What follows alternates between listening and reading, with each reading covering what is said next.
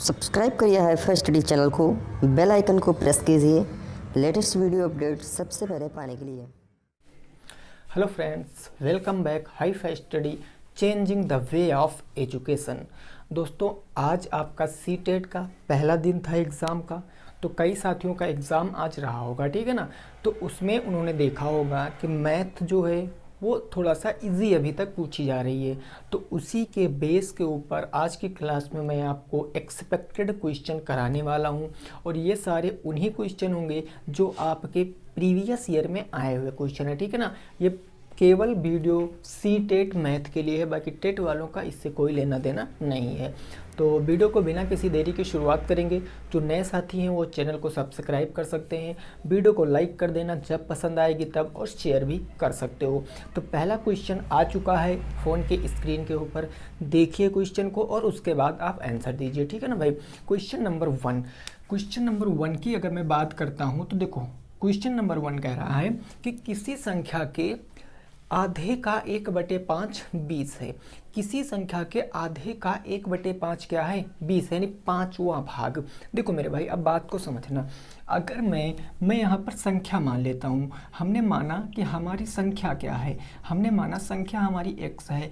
अब क्वेश्चन कह रहा है संख्या का, और का मतलब क्या होता है? गुणा होता है, मैंने आपको बताया है। तो संख्या का ना, यानी संख्या का आधा, यानी आधा क्या होता है? 1/2 ही तो होता है। संख्या के आधे का 5वां भाग। अब ये संख्या का आधा हो गया ना, और इसका 5वां भाग क्या होगा? 1/5 हो जाएगा। तो इसका 5वां भाग 1/5 हो गया। और ये है कितना? तो क्वेश्चन में कहा गया है कि ये 20 है। इतनी बात आपकी क्लियर हो गई। क्या कहा क्वेश्चन में? कि संख्या के आधे का 5वां भाग 1/5 हो गया, कितना है? 20 है। तो हमसे संख्या का क्या पूछे? 20% कितना होगा? आप आराम से कैलकुलेट कर सकते हैं। हमें पता है कि जब किसी भिन्न में गुणा कराते हैं तो अंश अंश का गुणा होता है, हर हर का गुणा होता है ना। तो अब देखो, तो यहाँ क्या हो जाएगा भाई? 100 हो जाएगा, और 5 दूनी कितना हो जाएगा? 10, बराबर के कितना इधर हो गया? 20 हो गया। अगर मैं आपसे x की वैल्यू पूछूं तो x बराबर कितना आएगा भाई? ये बटे में उधर जाएगा गुणे में, तो 20 दहम कितना हो गया? 200 हो गया। अब ये x क्या आया है मेरे भाई, जरा बताओ। ये x आया है संख्या, और अगर संख्या पता चल गई है तो हम उसका 20%, 30%, 40% कुछ भी पूछे इजीली सॉल्व कर सकते हैं। तो संख्या पता चल गई 200।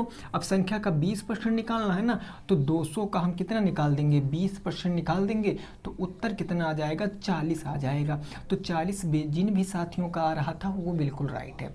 40 क्या हो जाएगा? आपका करेक्ट आंसर हो जाएगा। क्वेश्चन नंबर फर्स्ट का आंसर कितना आएगा? 40 आ जाएगा। बात इतनी क्लियर, किसी भी साथी को कोई दिक्कत नहीं होनी चाहिए। संख्या के आधे का 5वां भाग 20 है, तो संख्या 200 आ गई, और 200 का 20% 40 हो गया। क्लियर ना? चलो भाई, इसको नोट करो। नेक्स्ट पे पहुंचते हैं क्वेश्चन नंबर 2 पर, है ना। इसको नोट करो, फिर क्वेश्चन नंबर 2 पर पहुंचते हैं। और क्वेश्चन आ चुका है, इस क्वेश्चन को पढ़िए, समझिए और लगाइए क्या आएगा उत्तर, ठीक है ना भाई। इस क्वेश्चन को बताइए क्या आएगा उत्तर। ये बढ़िया क्वेश्चन है, परसेंटेज का क्वेश्चन है, और आप आसानी से सॉल्व कर सकते हो क्योंकि ऐसे क्वेश्चन पढ़ रखे हो, है ना। जल्दी से बताओ। क्वेश्चन नंबर 2 कह रहा है कि एक आदमी ने कुछ अंडे खरीदे, ठीक है ना, उसमें से 10% अंडे सड़ गए। देखो, मैं आपको एक बात बिल्कुल क्लियर कर दूं, जब भी मेरे भाई प्रतिशत में कभी क्वेश्चन आएगा, आप हमेशा जो चीज़ नहीं पता होगी उसको आप 100% मानना बस। प्रतिशत में जब भी कभी क्वेश्चन आएगा, अगर आपको कुछ नहीं पता है तो आप उसको 100% माना। अगर मैंने माना उसने कितने अंडे खरीदे, मैंने माना उसने अंडे कितने खरीदे, 100%, ये चीज़ मैंने अपने आप से मान ली कि उसने 100% अंडे खरीदे होंगे, ठीक है ना। अब देखो क्वेश्चन क्या कह रहा है। क्वेश्चन कह रहा है जो 100% अंडे उसने खरीदे थे उसका क्या 10% क्या हो गया? सड़ गए। तो हम लिख लेते हैं 10% हमारे क्या हो गए भाई? सड़ गए। अगर 10% सड़ गए तो बचे कितने, 90% बचे, क्योंकि 100% केले अंडे हमने खरीदे थे और 100% अंडे खरीदे, इसमें से 10% आपके सड़ गए तो बचे कितने, 90% बचे। लेकिन क्वेश्चन में आगे कह रहा शेष का 80%। अब इसी बात को समझना, यहाँ पर बचे कितने, 90% बचे ना, 90%। लेकिन क्वेश्चन कह रहा शेष का, शेष मतलब कौन से भाई, ये 10% क्या हो गए, ये तो 10% सड़ गए ना, इनसे तो कोई लेना देना ही नहीं है। लेकिन शेष ये रिमेनिंग आपके अंडे यही तो बचे, तो शेष यही बचे ना, 90 का 80%। तो अगर मैं बात करूं 90 का अगर मैं 80% निकालूं तो 90 का 80% कितना आ जाएगा, 72 आ जाएगा। 9 8 72, यानी 72 अंडे क्या किया उसने, 72 अंडे पड़ोसी को दे दिया। ये 72 अंडे किसको दे दिया उसने, पड़ोसी इसका कोई था उसको दे दिए इन्होंने 72 अंडे।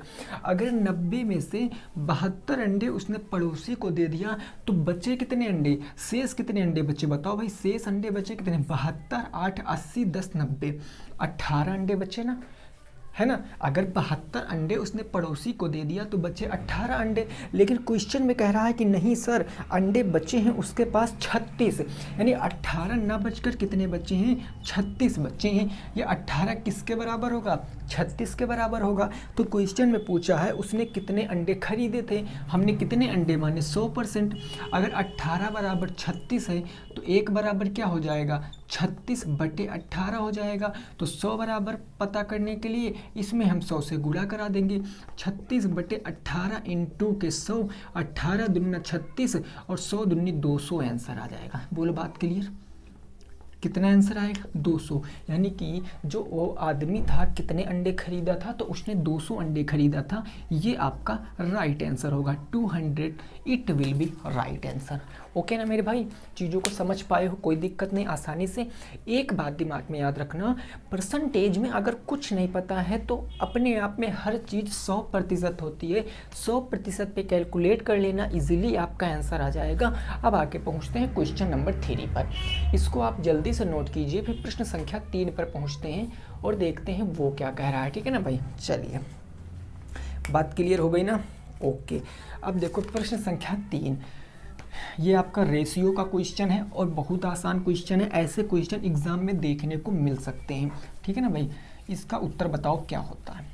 क्वेश्चन नंबर 3 का आंसर बताओ क्या आएगा, प्रश्न संख्या 3 का उत्तर क्या आएगा। क्वेश्चन नंबर 3, क्वेश्चन नंबर 3 है आपका, ये कह रहा है कि अगर x/5 बराबर y/7 है, देन आपसे पूछे x-10 अनुपात y-10 का मान क्या होगा। देखो मेरे भाई, इस चीज़ को समझना, यहाँ कह रहा कि x/5 बराबर के y/ कितना है, 7 है ना। तो देखो अगर आपसे पूछे है कि x-10 अनुपात क्या पूछे है, y-10, ये आपसे पूछे, इसका मान पूछे, तो हम कैसे बता सकते हैं। हमको पता होना चाहिए कि अगर x और y की वैल्यू पता चल गई हमको, तो केवल मान रखकर हम बता सकते हैं अनुपात कितना आएगा। बोलो बात क्लियर ना, है ना। अगर x और y की वैल्यू रख के बता दें तो हमें पता चल जाएगा क्या हो जाएगा। अब देखो, अब यहाँ से मैं अगर बात करूँ, सीधी बात समझना मेरे भाई, यहाँ से देखो, अगर मैं यहाँ से कह दूँ आपसे कि यहाँ पर क्या, अगर मैं x/5 बराबर के एक कांस्टेंट वैल्यू k मान सकता हूँ और y/7 बराबर एक कांस्टेंट वैल्यू k मान सकता हूँ, तो x बराबर क्या हो जाएगा, 5k हो जाएगा और y बराबर क्या हो जाएगा, 7k हो जाएगा, है ना। और जब ये दोनों बराबर हैं तो मैं कह सकता हूँ 5k बराबर के 7k, कह ना सकता हूँ क्योंकि बराबर दिया गया, तो k से k कैंसिल, यानी 5/5 बराबर क्या आ जाएगा, 7, यानी 5 बराबर 7। 5 क्या है, x की वैल्यू है और 7 क्या है, y की वैल्यू है। इस चीज़ को समझ पाए हो कि नहीं समझ पाए हो। सीधी बात ये याद रखना कि अगर जब भी कोई किसी के बटे में, अनुपात में कोई वैल्यू दिया है, जैसे x/5 दिया है y/7, तो x का मान ये 5 ही होगा, y का मान ये 7 ही होगा। इस बात को याद रखना, x का मान ये 5 हो जाएगा, y का मान ये 7 हो जाएगा। और अगर निकालना है तो इससे आप निकाल भी सकते हो। तो आप यहाँ पर x बराबर कितना रखोगे, x बराबर 5 रखोगे ना। तो अगर यहाँ 5 रखोगे तो 5 माइनस के 10 अनुपात क्या हो जाएगा, y बराबर 7 हो जाएगा। तो 7 माइनस के 10 हो जाएगा, है ना। तो यहाँ पर कितना बचेगा, माइनस के 5 अनुपाते माइनस के 3, क्योंकि प्लस माइनस माइनस होता है तो माइनस से माइनस कैंसिल हो गया। 5 अनुपाते कितना आ गया, 3 आ गया। 5 अनुपाते कितना आ गया, 3 आ गया। ये आपका उत्तर है। 5 अनुपाते क्या आ गया, 3 आपका उत्तर है। बोलो ये बात समझ में आई कि नहीं आई है। देखो हमेशा अगर कोई अनुपात के नीचे संख्या ऐसे लिखी तो एक्चुअल मान इसका यही होता है। बस इतनी बात आपको दिमाग में याद रखनी है। उसके बाद अब हम पहुँचते हैं अगले प्रश्न पर, है ना। अब हम पहुँचते हैं अगले प्रश्न के ऊपर। अच्छा, अब अगर ऐसा क्वेश्चन आ ही गया है तो एक चीज़ आप और भी समझ लो, क्योंकि हो सकता है कि अगली शिफ्ट में क्वेश्चन ऐसा भी बन जाए, है ना। देखो मेरे भाई, जैसे मान लिया ऐसे क्वेश्चन दिया गया, मान लिया ऐसे दे दिया गया कि a बराबर 1/2 और दे दिया गया b बराबर 1/3, c बराबर 1/4 और आपसे पूछ लिया है कि a अनुपाते b अनुपाते c का मान। तो आप क्या करोगे, जब भी कभी ऐसा क्वेश्चन आ जाएगा तो आपको देखो क्या करना है। आप देखो यहाँ पर 2 और 3 और 4 हमेशा हर देखो हर कितना 4 है, 3 है, तो 4 और 3 और 4, ये 4 3 2 का लासा लेना है आपको। 4 3 और 2 का लासा कितना आएगा, 12 आएगा ना। इनके लासा से आप इसमें गुणा करा दो तीनों में और काट पीट कर आप अपना क्या रेशियो निकाल सकते हो। 4 से काटोगे 4 3 12, 3 एकम 3, सी का मान कितना आ जाएगा, 3 आ जाएगा, है ना। यहाँ 3 से काटोगे तो 3 चौके 12, 4 एकम 4, बी का मान कितना आ जाएगा, 4 आ जाएगा। अगर आप सी का मान, ए का मान निकालोगे तो 2 छंग 12, ए बराबर कितना आ जाएगा, 6 आ जाएगा। ये आपका रेशियो आ जाएगा, ठीक है ना। तो ऐसे भी चीज़ें बन सकती हैं। ए बी की डायरेक्ट पूछ सकता है, ए सी का पूछ सकता है, या फिर इसी में क्वेश्चन आगे और भी घुमा सकता है। आगे और ये घुमा सकता है कि अगर आपसे कह देगा कि a plus b plus c बराबर, अगर क्वेश्चन में 169 दे दिया गया तो आपसे पूछा है कि a को कितना हिस्सा मिलेगा। तो आप पहले रेशियो निकालोगे, उसके बाद आप इसको ऐड करोगे। 6 4 10 3 13, 13 की वैल्यू कितने क्वेश्चन में दिया, 169। तो 1 की वैल्यू निकालोगे तो 1 बराबर 13 आ जाएगा। एक ही पूछा है, एक कितना 6, तो 13 छंग 78 आ जाएगा, ठीक है ना। तो ये सारी चीज़ें आप अपने दिमाग में याद रखना। आपको क्वेश्चन का पैटर्न पता होना चाहिए दोस्तों। बहुत बेनिफिट मिलता है अगर आपको क्वेश्चन के पैटर्न पता चल जाते हैं, ओके ना। चलिए नेक्स्ट पहुंचते हैं क्वेश्चन नंबर 4 की तरफ। क्वेश्चन नंबर 4 की तरफ पहुंचते हैं और यह भी अनुपात से क्वेश्चन है। बढ़िया क्वेश्चन है, इसका उत्तर बताओ जल्दी से। क्वेश्चन नंबर 4 का उत्तर बताओ क्या आएगा। प्रश्न संख्या 4 का उत्तर बताओ क्या आएगा, ठीक है ना। क्वेश्चन नंबर 4 मेरे भाई क्या कह रहा है, जरा इस बात को समझते हैं। ये कह रहा है एक कक्षा में छात्रों की संख्या का अनुपात दिया 2:3:5, है ना।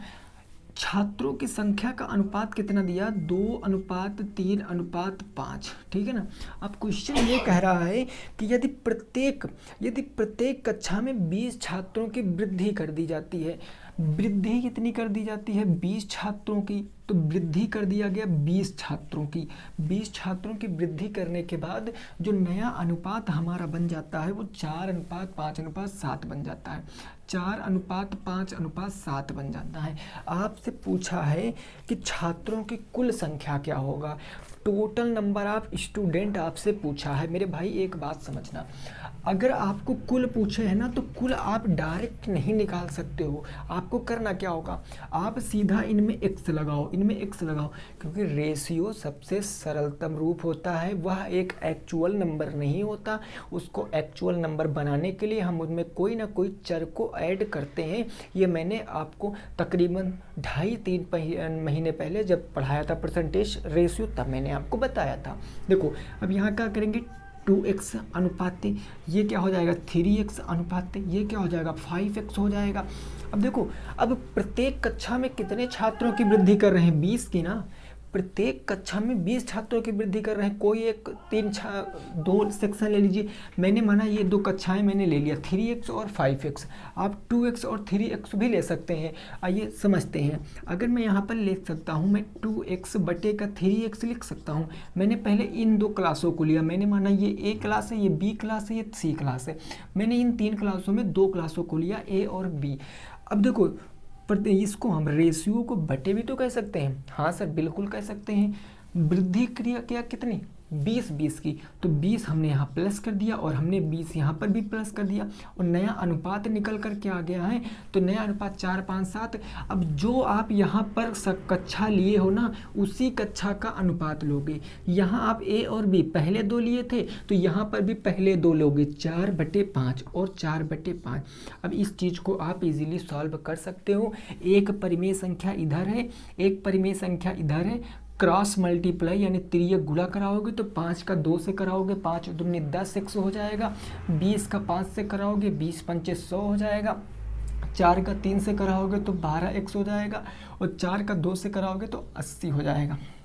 बात क्लियर ना। अब आप यहाँ से देखिए 12x इधर ले आओगे तो ये हो जाएगा 10x माइनस के 12x बराबर के 100 उधर जाएगा तो 80 माइनस के 100 आ जाएगा।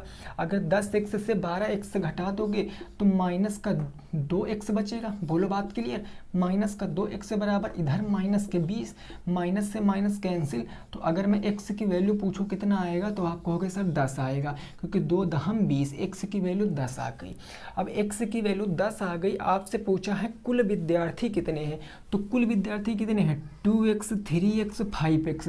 टोटल हमारे कितने विद्यार्थी हैं 5 3 8 8 2 10, यानी टोटल हमारे 10x विद्यार्थी हैं ना। इसमें अगर मैं x का मान रखूँगा 10 तो हमें विद्यार्थी पता चल जाएंगे। 10 × 10 बराबर के टोटल 100 विद्यार्थी थे।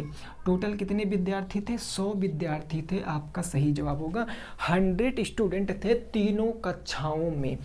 अब कुछ साथियों को ये लग रहा होगा कि सर क्या मैं सेक्शन बी और सेक्शन सी यानी जो क्लास बी और सी था उसको इस तरीके से लेकर कर सकते हैं। बिल्कुल मेरे भाई कर सकते हो।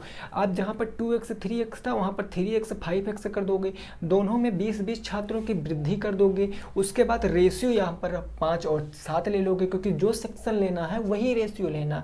उसके बाद आंसर आपका 100 आ जाएगा। चीज़ें क्लियर ना। आइए फिर आगे पहुँचते हैं प्रश्न संख्या नंबर 5 पर, है ना। क्वेश्चन नंबर 5 देखिए और बताइए इसका आंसर क्या आएगा। इस क्वेश्चन की मैं ट्रिक भी बताऊंगा, कॉन्सेप्ट भी बताऊंगा, दोनों तरीके से आप लगा सकते हो। ओके ना। आगे पहुंचे बोलो। चलिए ठीक है, वेरी गुड। आगे देखिए क्वेश्चन नंबर कौन सा हो जाएगा 5, प्रश्न संख्या 5 हो जाएगा। इसको देखो भाई, बताओ उत्तर क्या आएगा क्वेश्चन नंबर 5 का। 5 क्रमागत संख्याओं का योग आपको दिया गया है ना। 5 क्रमागत संख्याओं का योग दिया गया, कितना है 20 है। देखो सबसे पहले एक मेरे भाई बात को समझो जरा। मैं एक बात को आपको बताना चाह रहा हूँ। जो ये क्रमागत है, क्रमागत को बोलते हैं कंसेक्यूटिव नंबर। क्रमागत संख्या क्या होता है, ये कंसेक्यूटिव नंबर क्या होता है। तो जिन संख्याओं में +1 जोड़कर नेक्स्ट संख्या प्राप्त की जाती है उसको हम कंसेक्यूटिव नंबर कहते हैं। अगर मैं कह दूं कि एक संख्या आपकी x है तो इसके बाद अगली क्रमागत संख्या कौन सी आएगी, बात को समझना। जैसे मैंने कह दिया कि एक क्रमागत संख्या x है, इसके बाद अगली क्रमागत संख्या कौन आएगी, तो क्रमागत संख्याएं वे संख्याएं होती हैं जिसमें +1 ऐड करके अगली संख्या बनाते हैं। यानी अगली संख्या क्या हो जाएगा, x + में 1 हो जाएगा। अब मैं कहूँ इसके बाद कौन आएगा, तो इसमें आप 1 ऐड करोगे तो x + 2 आ जाएगा, इसमें आप 1 ऐड करोगे तो x + 3 आ जाएगा और इसमें 1 ऐड करोगे तो x + 4 आ जाएगा। अब देखो 5 क्रमागत संख्या हो गई हैं, 1 2 3 4 5 हो गई ना, 1 2 3 4 5 हो गई। अब इनका योग दिया गया है, इनका योग कितना दिया गया है क्वेश्चन में, देखो इनका योग 20 दे दिया गया है। तो इन सबको हमने ऐड कर लिया, इनका योग 20 है। अब इनको जोड़ो, क्या आएगा 1 2 3 4 5, ये 5x हो गया तो हमने कह दिया 5x। ये कितना हो गया भाई 2 1 3 3 6 4 10, 5x + में 10 बराबर के 20 आ गया। तो यहाँ पर 5x बराबर के क्या आएगा 10 + में उधर माइनस में 20 - के 10, तो x बराबर इधर 10 बचा, बटे 5 आ गया, तो x बराबर मेरे भाई कितना आ गया, 2 आ गया। x बराबर क्या आ गया, 2 आ गया। अब देखो क्वेश्चन कहा है कि पहली 3 संख्याओं का योग ज्ञात कीजिए। पहली 3 संख्याएं कहाँ से हैं, x + 2 से लेकर x तक, यहाँ तक पहली 3 संख्या है ना, तो यहाँ तक पहली 3 संख्या है, तो इनका योग देख लो कितना होगा। इनका योग अगर मैं पूछूं तो 1, 2 और 3, 3x प्लस में 3 इनका योग हो जाएगा। इनका योग हो जाएगा 3x प्लस में 3, इनका योग हो गया। तो x की वैल्यू रखोगे यहाँ पर, तो आप x बराबर लिख भी सकते हो। अगर x बराबर आप 2 रख रहे हो तो 3 × 2 और प्लस में 3, यानी 3 दूनी 6, 6 और 3 कितना हो जाएगा, 9 आपका सही उत्तर आएगा। क्या आएगा, 9 आएगा आपका सही उत्तर। बिल्कुल सिंपल सा क्वेश्चन था। लेकिन अगर आप ये सब XYZ अल्फ़ा बीटा गामा नहीं मानकर लगाना चाहते हो तो सीधी आप बात समझिए। अगर कभी कंसेक्यूटिव नंबर हो ना, कभी क्रमागत संख्याएं हो, उनका सम दिया हो, तो देखो टोटल सम कितना दिया गया था, 20 दिया गया था। टोटल सम कितना दिया गया था, 20। और कितनी संख्याओं का सम दिया गया था, तो 5 संख्याओं का सम दिया गया था। 5 संख्याओं का सम हमने 20 कर लिया। अब यहाँ से निकलेगा क्या, यहाँ से बीच की संख्या निकलेगी। किसकी संख्या निकलेगी, बीच की संख्या निकलेगी। अगर ये ट्रिक आप आजमाओगे, बीच की संख्या, तो 5 से काटा 4, यानी 4 क्या आ गई, आपकी बीच की संख्या आ गई। अगर मेरे भाई 4 बीच की संख्या है और टोटल 5 संख्याएं हैं, तो इससे पहले 2 रही होंगी, यानी 4 के पहले 2 कौन कौन सी रही होंगी, एक तो 3 रही होगी, एक तो 2, क्योंकि क्रमागत संख्या है, कंसेक्यूटिव नंबर। और इसके बाद 2 रही होंगी, 5 और 6, ये 5 क्रमागत संख्याएं आ गई। इनको योग करोगे तो आपका 20 ही आएगा। 6 4 10 5 15 5 20 हो गया। अब आपसे पहली तीसरी का योग पूछे है तो जोड़ लो, 3 2 5 4 9, आ गया ना आंसर, बोलो आया कि नहीं आया, आ गया ना भाई साहब। तो ऐसे चीज़ों को आप समझ सकते हो। वैसे मैं पूरा कंसेप्ट आपको बता रहा हूँ, आप ट्रिक भी लगा सकते हो, बस आप रेगुलर प्रैक्टिस करिए मेरे भाई, बस, ठीक है ना, जितने दिन एग्ज़ाम चले। आइए फिर आगे पहुँचते हैं क्वेश्चन नंबर 6 की तरफ। क्वेश्चन नंबर 6 की तरफ पहुँचते हैं। आप फटाफट इस चीज़ को नोट कर लीजिए। अगला क्वेश्चन आ चुका है, इसको लगाने का प्रयास कीजिए। अगला क्वेश्चन आ चुका है, इसको लगाने का प्रयास कीजिए। क्वेश्चन नंबर 6, ठीक है ना मेरे भाई। क्वेश्चन नंबर 6, क्वेश्चन नंबर 6, देखिए क्वेश्चन की नंबरिंग पे मत जाना, क्योंकि क्वेश्चन कई जगह से लिए गए हैं, ठीक है ना। तो नंबरिंग कभी कभी कहीं ये नंबर हो सकता है, कहीं ये नंबर, लेकिन फिर भी क्वेश्चन आपको एग्ज़ाम वेरिएंटेड ही कराए जा रहे हैं। जो भी साथी का एग्ज़ाम हुआ आप पूछ सकते हो, ऐसे ही क्वेश्चन आ रहे हैं। अगला क्वेश्चन है आपका क्वेश्चन नंबर 6, ये कह रहा किसी वर्ग का परिमाप 24 सेंटीमीटर है। एक वर्ग दिया गया, स्क्वायर दिया गया, उसका पेरीमीटर दिया गया 24 सेंटीमीटर, है ना। आगे क्वेश्चन में कहा गया है कि किसी आयत की लंबाई 8 सेंटीमीटर है। यदि वर्ग और आयत के परिमाप बराबर हों तो आयत का क्षेत्रफल क्या होगा। सबसे पहले आपको वर्ग का परिमाप दिया गया। क्वेश्चन नंबर 6 की मैं बात करता हूँ। वर्ग का परिमाप दिया गया है। वर्ग का परिमाप कितना होता है, जरा मेरे भाई एक बात बताओ। वर्ग का परिमाप 4a होता है, भुजा 4 गुणे भुजा, क्योंकि स्क्वायर क्या होता, ऐसा चतुर्भुज जिसको चारों भुजाएं आपस में बराबर होती हैं, वो हमारा स्क्वायर कहलाता है। तो देखो अगर मैं यहाँ पर परिमाप की बात करूँ तो परिमाप मेरे भाई कितना क्वेश्चन में दे रखा है, 24, और 24 किसके बराबर है, 4a के बराबर। तो अगर मैं a की वैल्यू निकालूंगा तो 4 6 24 हो जाएगा। a की वैल्यू 6 सेंटीमीटर आ गई, a की वैल्यू 6 सेंटीमीटर। a क्या है आपका, साइड है, a क्या है, साइड है। लेकिन ये काम हमको नहीं था, हमने निकाल कर इसलिए बताया कि आप चीज़ों को समझ पाओ बस। तो देखो अब क्वेश्चन में कह रहा है कि जो वर्ग का परिमाप है, जो वर्ग का परिमाप है ना, वो किसके परिमाप के बराबर है, वो आयत के परिमाप के बराबर है। भाई क्वेश्चन को पढ़ा होगा आपने, यही लिखा था, वर्ग का परिमाप आयत के परिमाप के बराबर है। वर्ग का परिमाप क्वेश्चन में कितना दे रखा है, 24, तो मैंने 24 लिया। और इसका परिमाप क्या होता है, 2 लंबाई धन चौड़ाई। लंबाई इसकी दे रखी है आयत की, आयत की लंबाई कितनी दे रखी है, तो जरा बात को समझना, आयत की लंबाई 8 दे रखी, तो 2 8 प्लस चौड़ाई हमने b मान लिया। अब इस b की वैल्यू निकालेंगे तब ना आयत का क्षेत्रफल निकालेंगे, क्योंकि हमें पता है कि एरिया ऑफ रेक्टेंगल क्या होता है, l × b होता है, लंबाई गुणे चौड़ाई, यही ना होता है। ठीक है सर, अब यहाँ से आप निकाल दीजिए फटाफट तरीके से। यहाँ से निकालोगे तो कितना आ जाएगा, जरा बात को समझना। ये 2 किस में है, गुणे में, इधर आएगा बटे में हो जाएगा। तो 2 से काटोगे कितनी बार, 12 बार आ गया। 12 बराबर इधर क्या बचा, 8 प्लस में b बच गया, तो 8 प्लस में b आ गया ना। ठीक है सर, उसके बाद यहाँ पर 8 इधर प्लस में, इधर किस में आ जाएगा, माइनस में। तो अगर मैं b की वैल्यू निकालूँ तो b की वैल्यू आ जाएगी 12 माइनस के 8, यानी b बराबर कितना आ जाएगा, 3 सेंटीमीटर आ जाएगा। b बराबर 3 सेंटीमीटर आ जाएगा। ये बात समझ पाए हो कि नहीं समझ पाए हो, b बराबर 3 सेंटीमीटर। अब ये b क्या आई है, b इसकी ब्रेथ आई है। ब्रेथ मतलब क्या होता है, इसकी चौड़ाई आई है। अब हमसे क्वेश्चन में पूछा क्या है मेरे भाई, तो क्वेश्चन में पूछा है आयत का क्षेत्रफल क्या होगा। आयत की लंबाई कितनी थी, क्वेश्चन में दी गई थी, कितनी है आयत की लंबाई, 12। तो क्वेश्चन में इसकी लंबाई 12 हो गई। देखो 12 ही तो लंबाई दी गई थी, ये देखो सॉरी 8 दी गई थी। इसकी लंबाई कितनी, 8 दी गई थी। L into B, L plus B, 2L plus B, ठीक है ना, इनटू ब्रेथ कितना आया, 3, तो ये 3 हो गया। तो 8 3 कितना हो गया, 24 हो गया। चूंकि सेंटीमीटर में था तो सेंटीमीटर स्क्वायर आपका आंसर, 24 सेंटीमीटर स्क्वायर क्या आएगा, आपका राइट आंसर आएगा, नोट कर सकते हो। 24 सेंटीमीटर आपका सही उत्तर आएगा, नोट करो। फिर आगे पहुंचते हैं नेक्स्ट क्वेश्चन नंबर 7 पर, ठीक है ना। कौन सा ऑप्शन नंबर ए भाई सही है, ऑप्शन नंबर ए आपका बिल्कुल सही हो जाएगा। बात को समझ पाए हो कि नहीं समझ पाए हो, क्लियर। आगे पहुँचें, बोलो भाई आगे पहुँचे। चलो क्वेश्चन नंबर कौन सा होगा, अब 7। क्वेश्चन नंबर 7 बिल्कुल सिंपल है, लेकिन मैं आपको बताने की कोशिश करूंगा, थोड़ा सा यहाँ पर समझाऊंगा। क्वेश्चन नंबर 7 कह रहा है कि समबाहु त्रिभुज का प्रत्येक कोण होता है।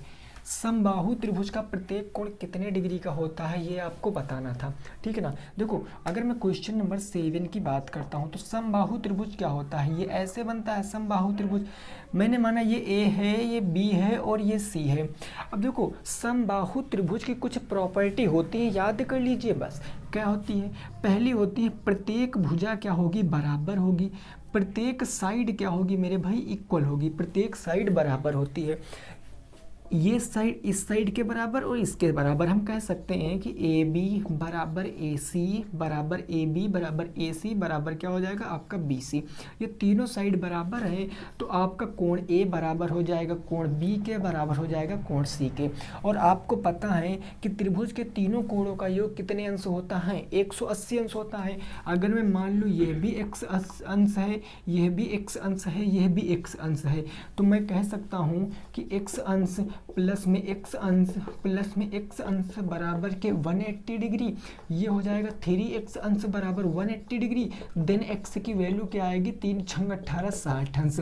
तो यहाँ से आप क्या निकल पे समझ पाए हैं कि प्रत्येक कोण कितने अंश का होगा, 60 अंश का होगा। बोलो समबाहु त्रिभुज के जो कोण होता है, उसका त्रिभुज होता है, उसका प्रत्येक कोण कितने अंश होता है, 60 डिग्री होता है। तो 60 अंश आपको क्लिक करना था इस क्वेश्चन में, 60 डिग्री क्लिक करना था आपको इस क्वेश्चन में। नोट करो, फिर आगे पहुंचते हैं क्वेश्चन नंबर 7 की तरफ, है ना। इसको नोट करो, फिर क्वेश्चन नंबर 7 देखते हैं।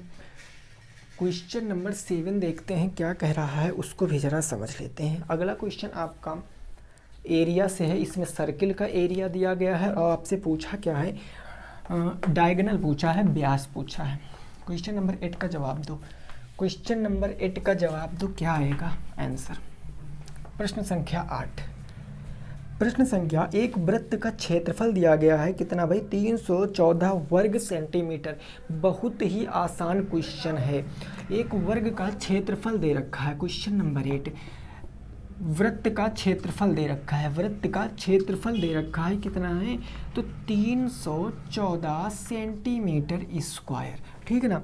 आपसे कहा है कि वृत्त का व्यास क्या होगा, अगर पाई आर का मान, ब्रैकेट में आपको पाई आर की वैल्यू दिया है 3.14 सेंटीमीटर ही रखना है। पाई आर का मान 3.14 सेंटीमीटर ही रखना है। आपसे व्यास पूछे हैं, तो देखो व्यास हम कैसे निकाल सकते हैं। व्यास बराबर होता क्या है, 2 गुणे त्रिज्या होता है कि नहीं होता है। व्यास बराबर 2 गुणे त्रिज्या होता है, और जब त्रिज्या पता होगी तो व्यास पता कर लेंगे। तो त्रिज्या पता करने के लिए हम क्या करेंगे कि क्षेत्रफल हमको दिया गया है कितना, 314। वृत्त का क्षेत्रफल क्या होता है, पाई आर स्क्वायर बराबर कितना हो जाएगा, 314, है ना।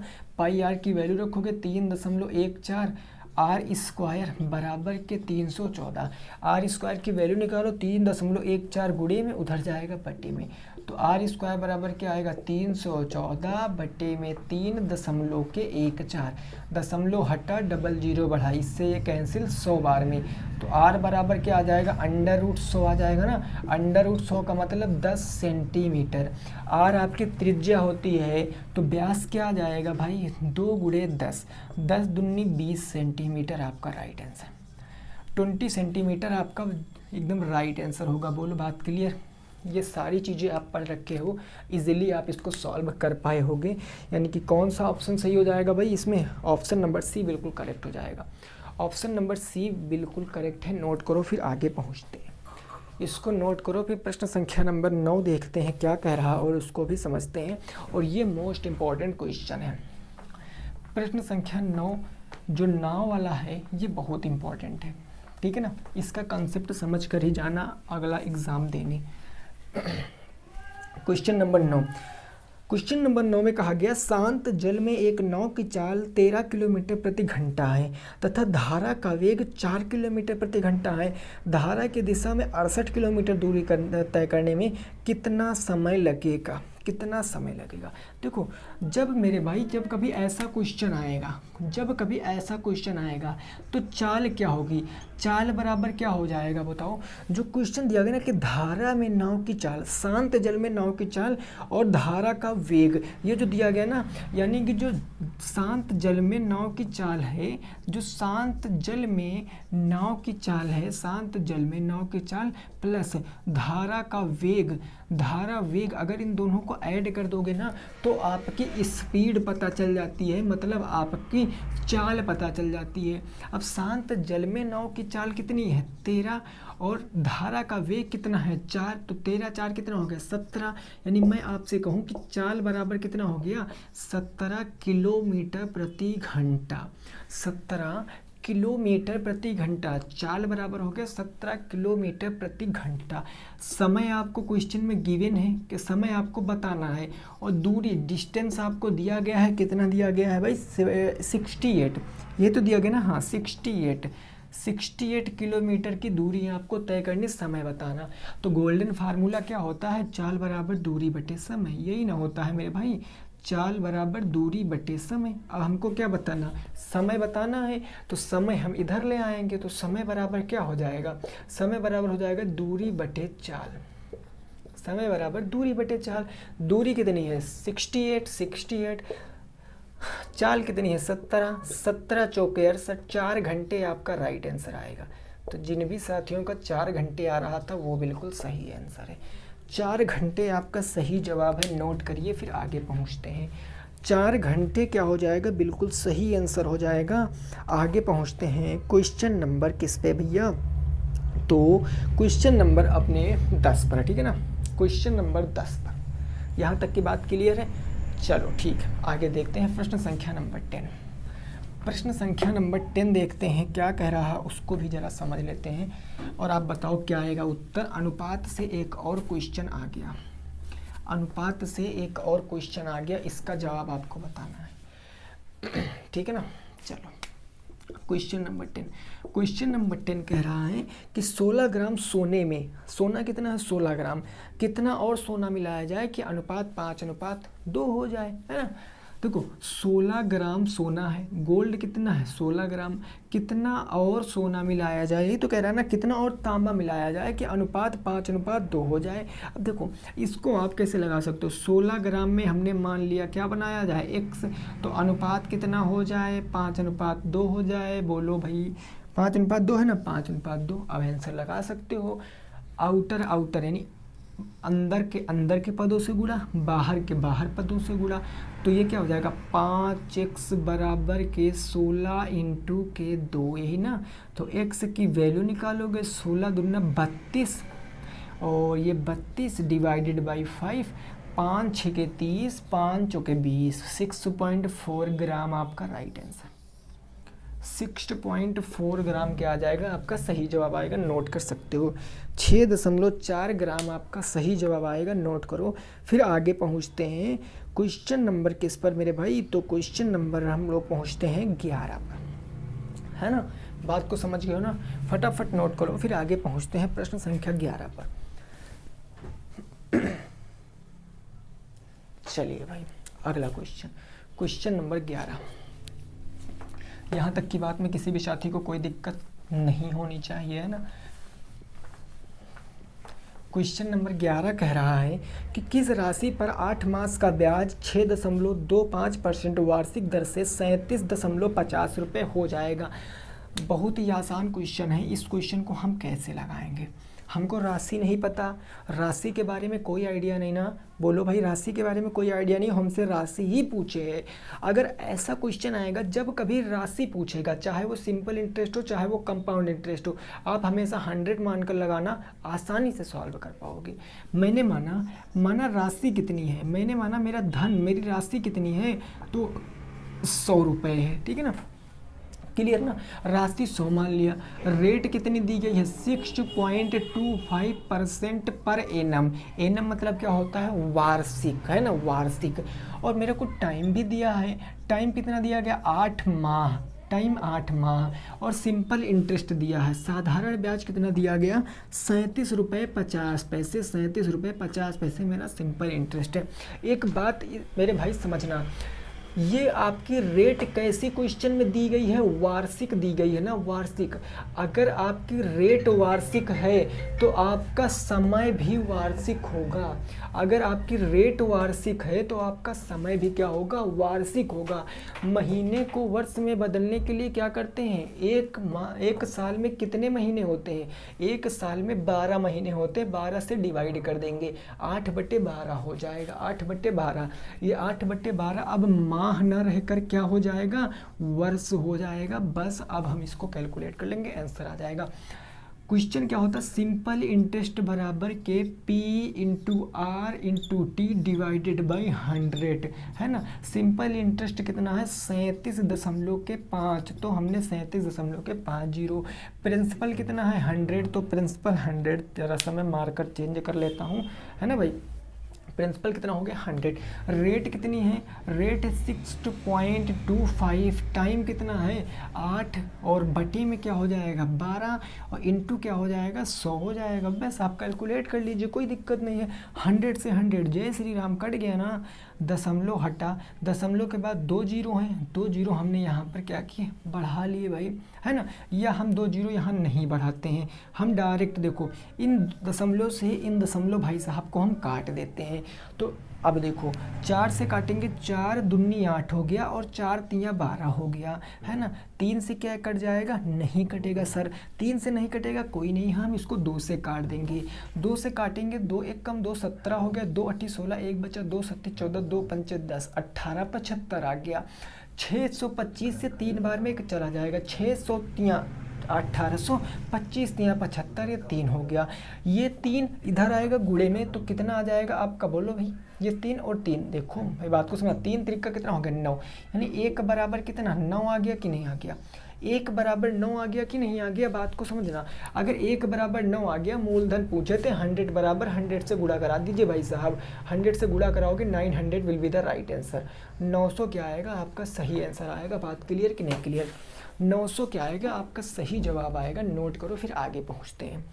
900 आपके क्वेश्चन का सही जवाब आ जाएगा। ऑप्शन नंबर बी बिल्कुल करेक्ट हो जाएगा। नोट कर सकते हो, आगे पहुँचते हैं, ठीक है ना। आगे आपका क्वेश्चन परसेंटेज से है। इसको जल्दी से फटाफट आप लोग लगा के बताएंगे। इसको जल्दी से लगा के आप लोग बताइए क्वेश्चन नंबर 12 का आंसर क्या आएगा, ठीक है ना भाई। बात क्लियर हो गई यहाँ तक ना।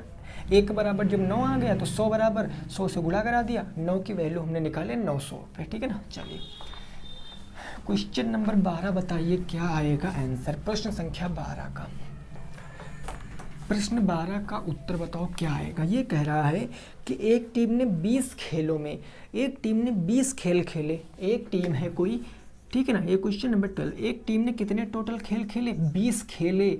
20 खेलों में कितने खेल हैं भैया? 20।